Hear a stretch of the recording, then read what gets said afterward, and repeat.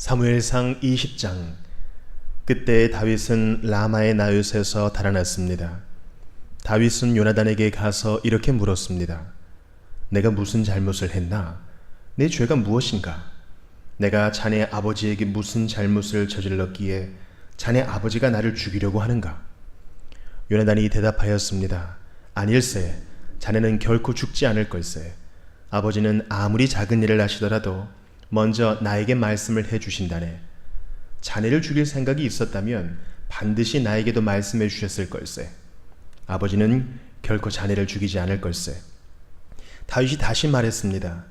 자네 아버지는 내가 자네 친구라는 것을 잘 알고 계시네. 자네 아버지는 속으로 이렇게 생각하고 계실 걸세. 요나단에게는 이 일을 알리지 말아야지. 만약 요나단이 이 일을 알면 다윗에게 말해버릴 거야. 그러니 여호와와 자네에게 맹세하지만 나는 곧 죽을 걸세. 요나단이 다윗에게 말했습니다. 자네가 해달라는 것은 무엇이든지 해주겠네. 다윗이 말했습니다. 이보게, 내일은 초하루 축제일일세. 나는 왕과 함께 식사를 하게 되어 있네.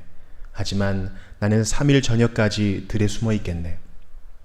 자네 아버지가 내가 없어졌다는 것을 눈치채시면 이렇게 말해주게나. 다윗은 나에게 자기 고향 베들레헴으로 가게 해달라고 말했어요. 해마다 이맘때에는 그의 온 가족이 제사를 드린답니다. 만약 자네 아버지가 잘했다라고 말씀하시면 나는 무사할 걸세. 하지만 자네 아버지가 화를 내시면 자네 아버지가 날 해칠 생각이 있는 걸로 알게나. 요나단, 자네 종인 나를 도와주게. 자네는 여호와 앞에서 나와 약속을 하였네.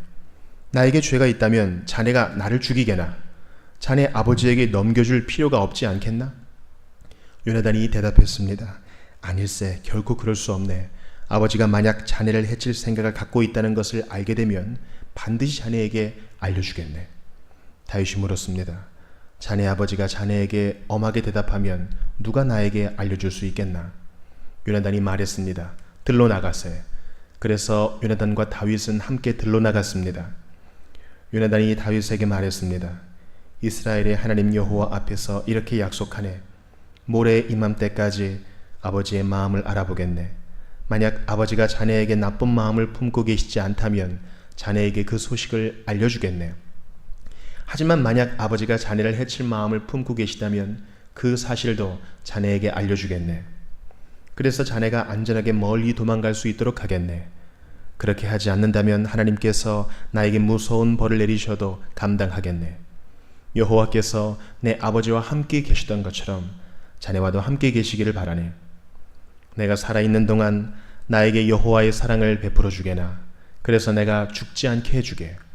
내 집안에도 변함없이 사랑을 베풀어 주어야 하네. 여호와께서 자네의 모든 원수를 이 땅에서 없애버리시더라도 우리 집안에 대한 사랑을 버리지 말아주게. 요나단은 다윗과 약속을 하며 여호와께서 다윗의 원수들을 벌 주시기를 바라네 하고 말했습니다. 그리고 요나단은 다윗에게 자기와 맺은 사랑의 약속을 다시 말하게 했습니다. 요나단은 다윗을 자기 목숨만큼 사랑했기 때문에 그런 약속을 하게 하였습니다. 요나단이 다윗에게 말했습니다. 내일은 초하루 축제일이네. 하지만 자네의 자리는 빌 것이고 내 아버지는 자네가 없어졌다는 것을 알게 될 걸세. 이틀 뒤에 자네는 지난번에 숨어 있었던 곳으로 가서 에셀 바위 곁에서 기다리게. 그러면 내가 화살 3발을 바위 가까이로 쏘겠네. 마치 어떤 목표물을 향해 쏘는 것처럼 쏘겠네. 그리고 나서 소년을 1명 보내서 그 화살들을 찾으라고 말하겠네. 만약 내가 얘야 너무 멀리 갔다. 화살은 내 뒤쪽에 있으니 이리 주워오너라 하고 말하면 자네는 숨어있는 곳에서 나와도 상관없네.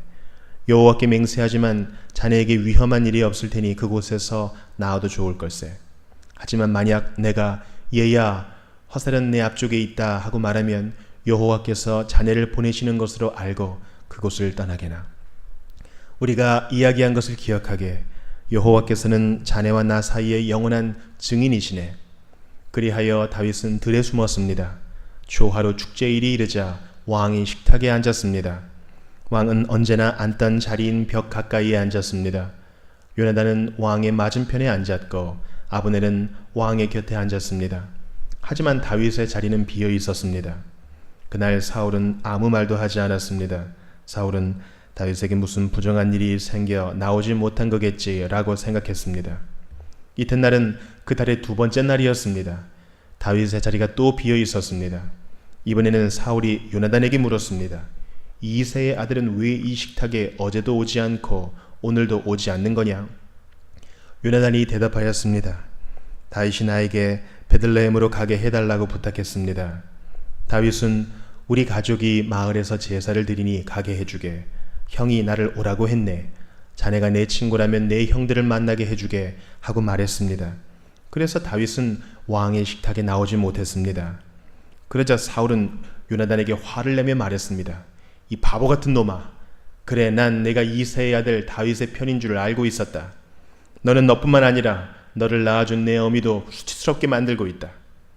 이새의 아들이 살아있는 한 너는 절대로 왕이 될 수 없고 나라를 가질 수도 없다. 그러니 이제 사람들을 보내어 다윗을 끌고 오너라. 다윗을 반드시 죽여야 한다. 요나단이 자기 아버지에게 물었습니다. 다윗이 왜 죽어야 합니까? 다윗이 대체 무슨 잘못을 했습니까? 그러자 사울이 자기 창을 요나단에게 던져 요나단을 죽이려 했습니다. 요나단은 자기 아버지가 다윗을 정말로 죽이려 한다는 것을 알았습니다. 요나단은 크게 화를 내며 식탁을 떠났습니다. 요나단은 아무것도 먹지 않았습니다. 그날은 그달의 이틀째였습니다.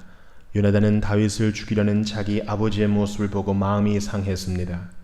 이튿날 아침에 요나단은 전에 약속했던 것처럼 다윗을 만나기 위해 들로 나갔습니다.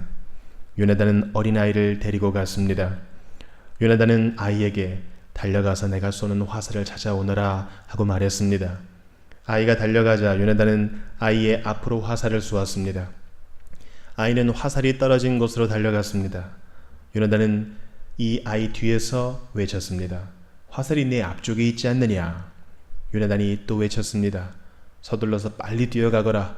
머뭇거리면 안 된다. 아이는 화살을 주어 자기 주인에게 가지고 돌아왔습니다. 아이는 이 모든 일이 무슨 뜻인지를 알지 못했지만 요나단과 다윗만은 알고 있었습니다.